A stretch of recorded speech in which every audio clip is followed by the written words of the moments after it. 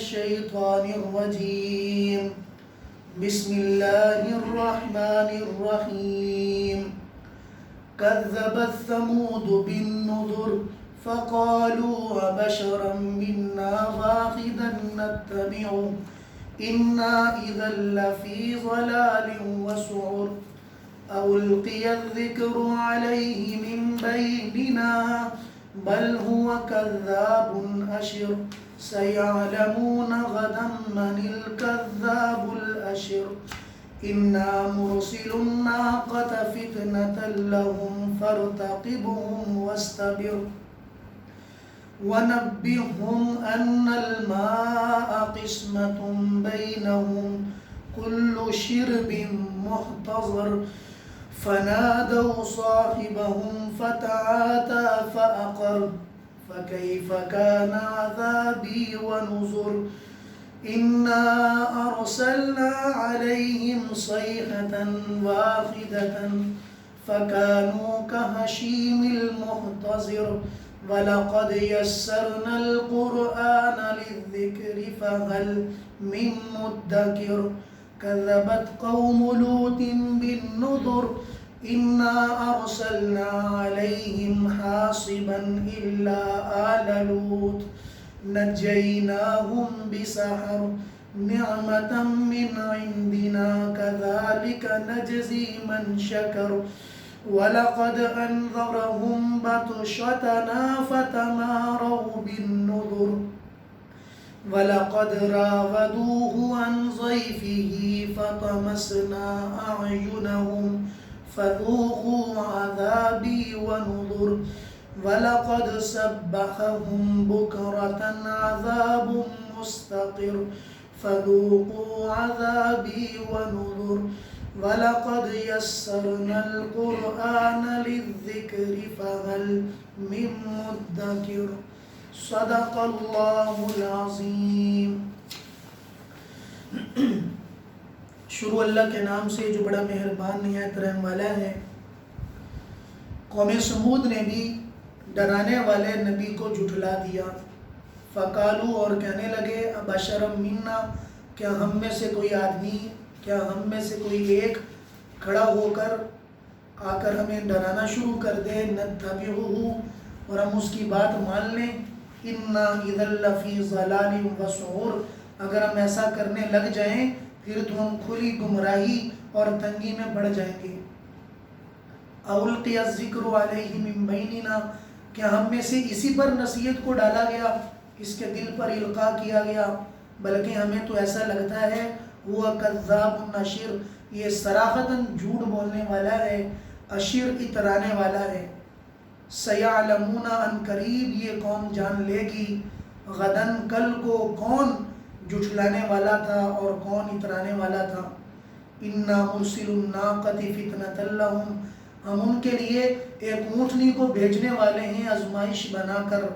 فرتقبہم، آپ ان کو دیکھیں، انتظار کریں، واصطبر اور صبر کریں، ونبئہم اور آپ ان کو بتا دیں، ان الماء قسمۃ بینہم کہ بے شک پانی کی باریاں تقسیم ہیں، اس دن یہ پیے گی باقی دن تمہارے جانور پیئیں گے۔ کل شرب محتضر، ہر پانی کی باری میں پانی پینے کے لیے جانور لائے جائیں گے۔ فنادوا صاحبہم، چنانچہ ان کی قوم نے اپنے بدترین آدمی کو پکارا، فتعاتی، اس نے اونٹنی کو پکڑا، فعقر اور اس اونٹنی کے یعنی کونچے کاٹ ڈالے، پاؤں کو کاٹ دیا۔ فکیف کان عذابی ونذر، جب انہوں نے اونٹنی کے یعنی پاؤں کاٹ ڈالے پھر میرا عذاب اور میرے ڈرانا ان پر اترا اور میرا عذاب کیسا تھا۔ انا ارسلنا علیہم، ہم نے ان پر ایک چیخ کو بھیجا اور وہ چیخ کو سن کر ایسے ہو گئے کہشیم المحتضر، جیسا کہ جلا ہوا راکھ زدہ گھاس ہوا کرتا ہے۔ اے نبی جی، ہم نے قرآن کو نصیحت حاصل کرنے کے لیے آسان بنا دیا ہے، بھلا کوئی ہے قرآن سے نصیحت حاصل کرنے والا؟ قوم لوط نے بھی ڈر سنانے والوں کو جھٹلا دیا۔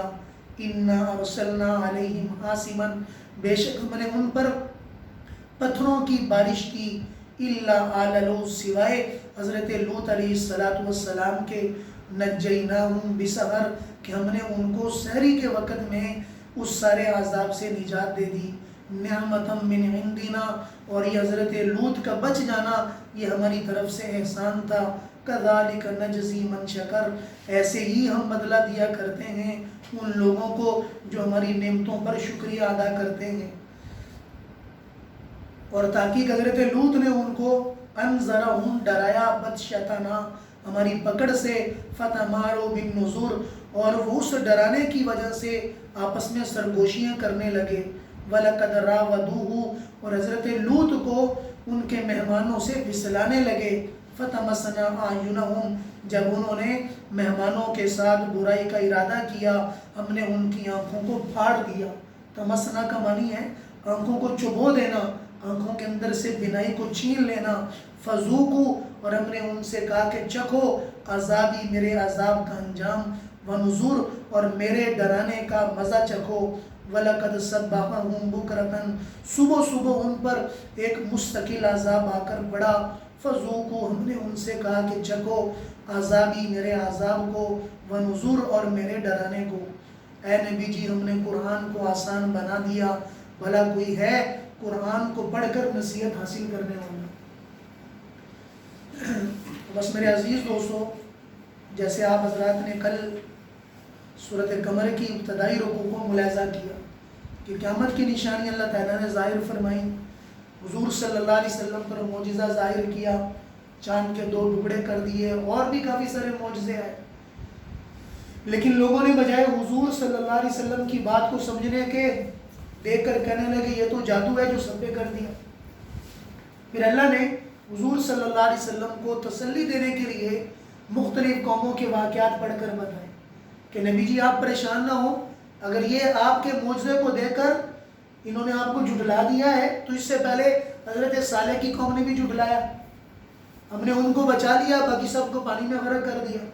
قوم عاد جن کے بڑے قد تھے اور یہ نعرہ مارا کرتے تھے بھلا کون ہے ہم میں طاقتور، بھلا کون ہے ہم سے زیادہ طاقت والا، ہم نے ان کے دعوے کو توڑا اور ہوا کے اندر ان کو اچھال کر ایک دوسرے کے اندر پیٹا، جس کے ذریعے سے وہ ایسے پڑے ہوئے تھے کأنہم اعجاز نخل منقعر، جیسا کہ کھجور کے تنے ہوتے ہیں جو بکھرے ہوئے پڑے ہوتے ہیں، تقریباً 70 فٹ ان کا قد، اتنے لمبے قد والے کہ درختوں کو ایک ہاتھ سے اکھیڑ لیا کرتے، لیکن خدا کی پکڑ کے سامنے آن کی آن سارے کے سارے فنا ہو گئے، ان کو بچانے والا کوئی نہیں تھا۔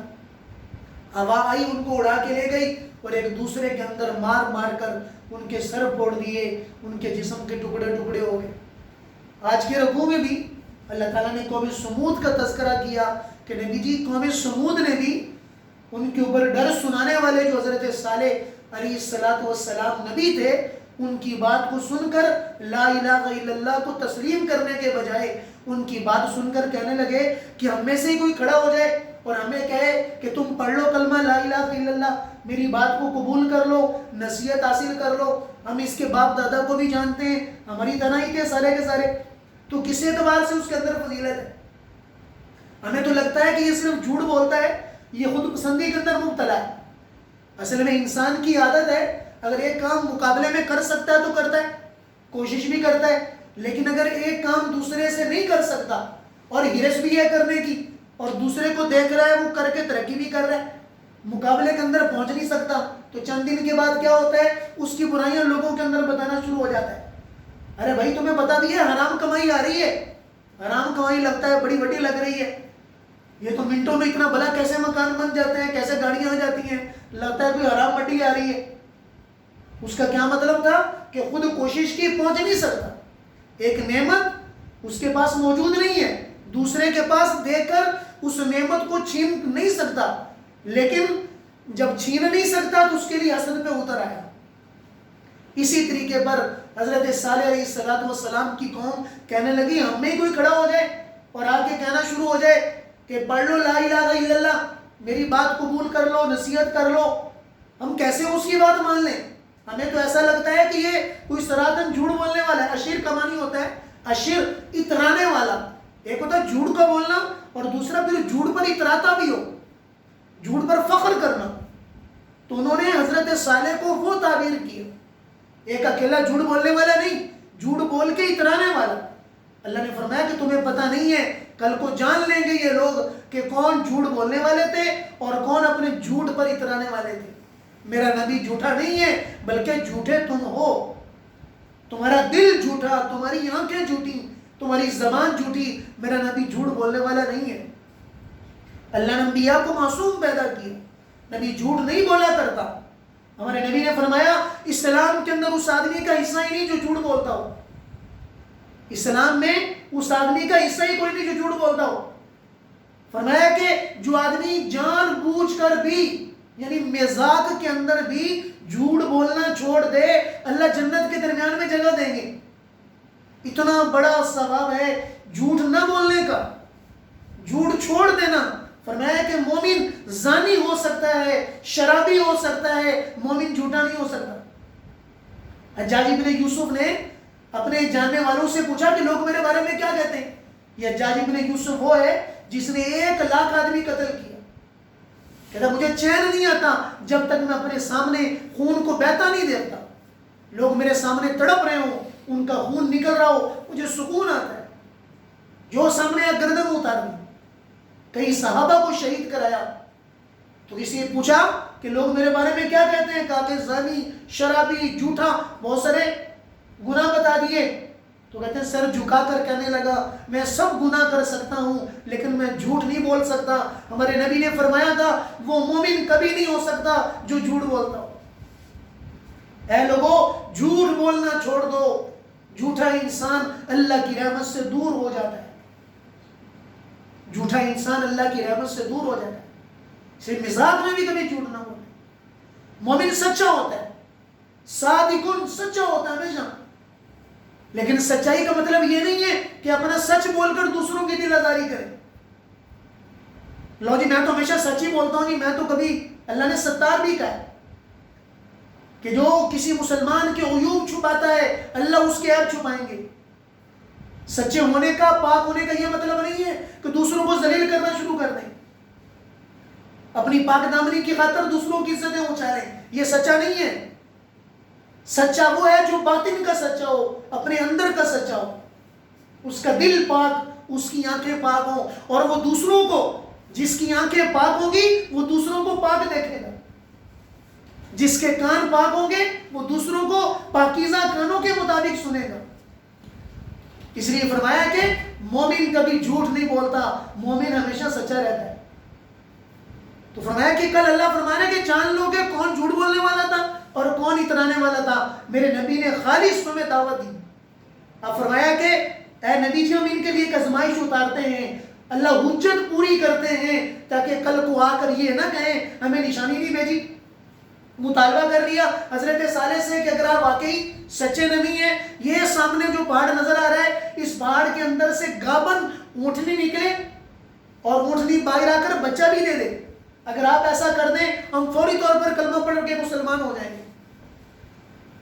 حضرت صالح نے فرمایا کہ دیکھو نہیں مان رہے نہ مانو، لیکن خدا کی نشانی اگر آ گئی اور پھر تم نے انکار کیا پھر بچنے کا راستہ کوئی نہیں ہوگا۔ انہوں نے کہا جی ٹھیک ہے ہم مان لیں گے۔ دعا کر دی، اللہ نے گابن اونٹنی اس پہاڑ کے اندر سے نکال دی، جس کا ماشاءاللہ اتنا قد و قد، لمبے قد والی کہ پورا گاؤں اس کے دودھ سے سیراب ہو جاتا، سب کو دودھ پلایا کرتی، پانی چونکہ بہت زیادہ پیا کرتی۔ اللہ نے فرمایا کہ باری مقرر کر دو کہ ایک دن یہ پانی پیے گی، باقی 6 دن تمہارے جانور پانی پیئیں گے، اس سے دودھ جتنا نکالو سب کو دودھ سے سیراب کرے گی، لیکن اس کے ساتھ برائی والا معاملہ نہ کرنا۔ اگر اس کے ساتھ برائی والا معاملہ کیا پھر بچانے والا تمہیں کوئی نہیں ہوگا۔ پورے علاقے کو دودھ سے سیراب کیا کر دی، کسی کی کوئی تکلیف نہیں۔ اللہ نے اونٹ کے اندر ایک صلاحیت رکھی ہے، 7 دن پانی، 7 دن کا پانی اپنے اندر جمع کر لیتا ہے۔ اگر ایک اونٹ 7 دن تک پانی نہ پیے، ایک بار پی لے تو 7 دن کے بعد اس کو تمنا ہوتی ہے، طلب ہوتی ہے پانی پینے کی۔ فرمایا کہ ایک دن اس کا پانی، 6 دن تمہارے جانور کے پانی پینے کے لیے۔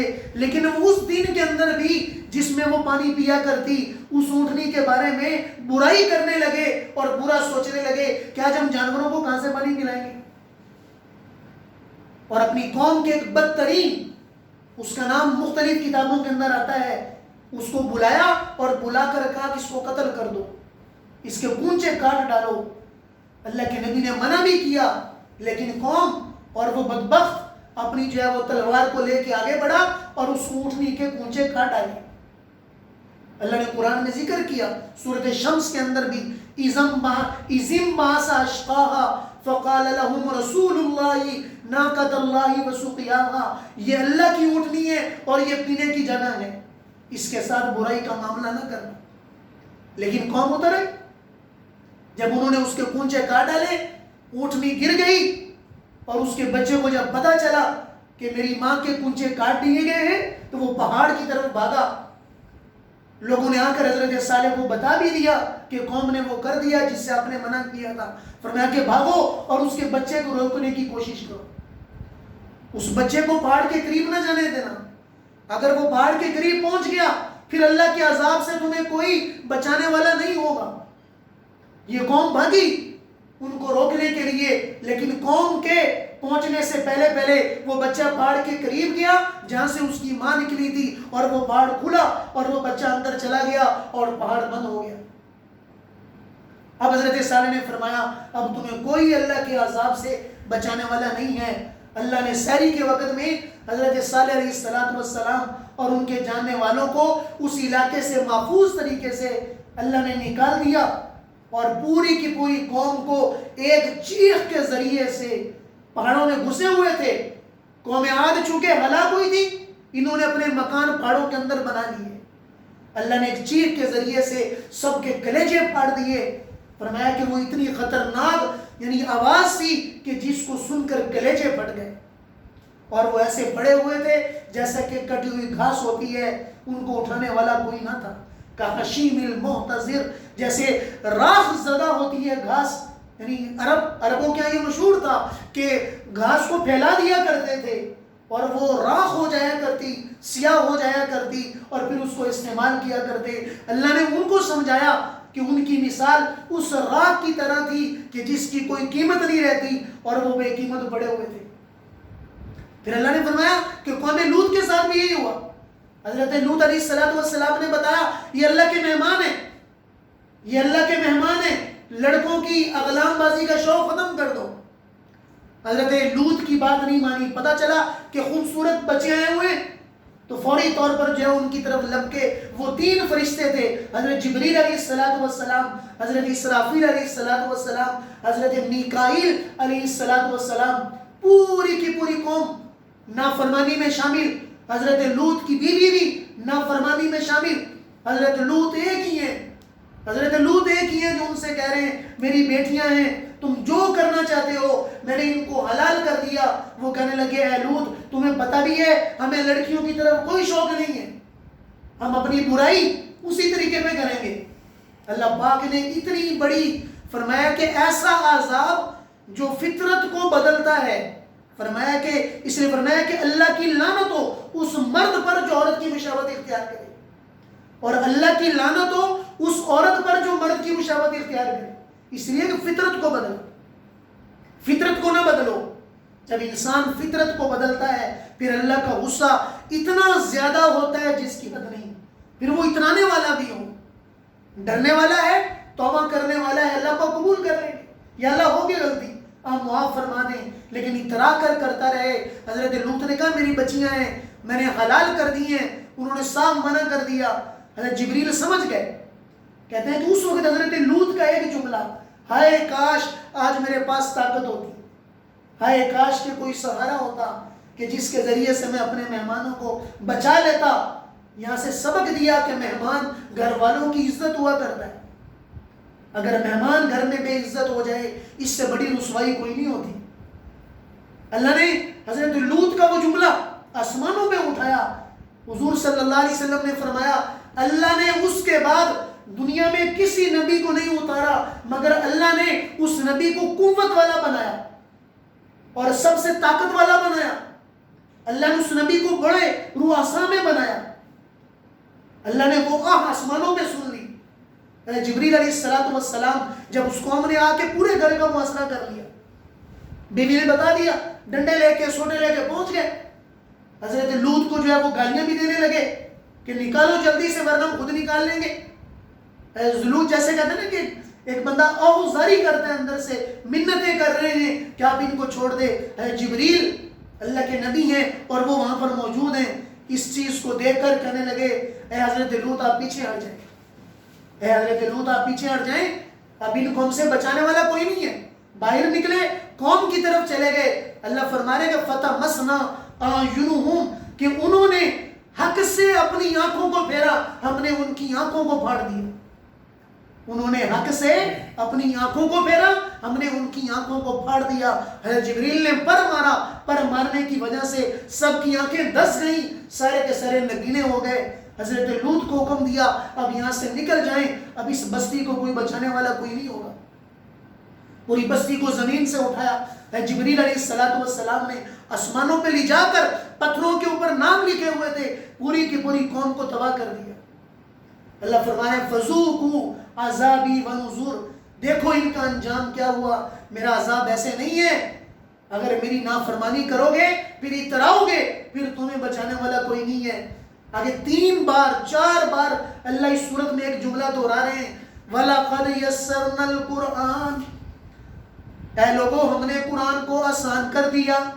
فَهَلْ مِن مُدَّكِرْ, کوئی ہے قرآن کو پڑھ کر قرآن سے نصیحت لینے والا, کوئی ہے قرآن کو پڑھ کر نصیحت لے لے اور قرآن کو پڑھ کر اپنی زندگی کو بنا لے اور اپنی زندگی کے اندر اللہ کی رضا کو شامل کر لے, اللہ کی عداوت کو چھوڑ کر اللہ کی دوستی میں آ جائے. پھر فرمایا کہ حضرت لوط کا بچانا وہ ہمارا احسان تھا.